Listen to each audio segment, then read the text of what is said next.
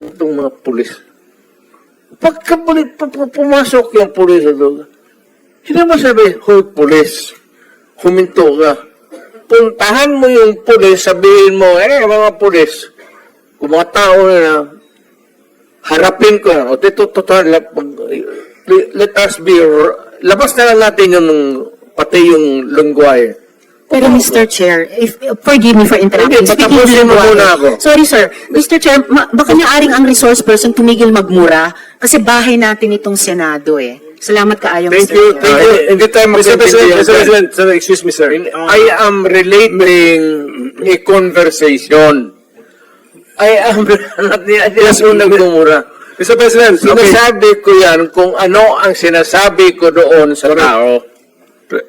Klaro na po yun, Mr. President, na when you relate to the police officers, may kasamang mura. Pero, okay na, klaro na po yun. Pwede na nating hindi ulit-ulitin, Mr. President. Hindi lang, Kung sabihin pwede lang. ko kaya, papatayin kita. Hindi lang ako magmumuha sa... Okay. Iwasan lang po. We try our best na iwasan na po. Anyway, naintindihan po. Sige. Thank you, Mr. Chairman. Just one last because Okay, sige. I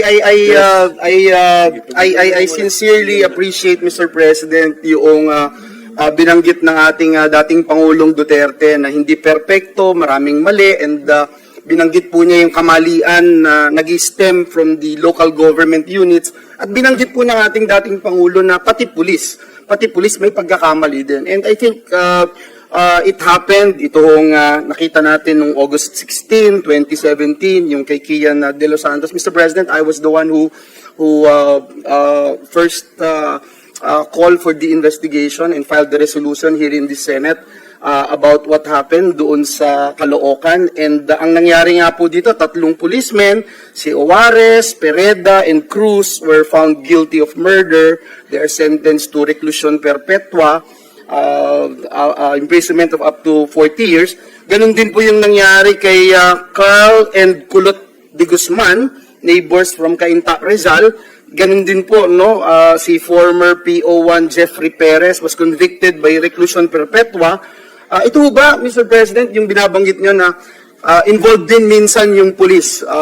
Ibig nyo po bang sabihin, yung mga pulis po na minsan gumagawa ng beyond doon sa dapat nilang tungkulin na gawin ay dahil sila rin ay involved sa droga? Correct.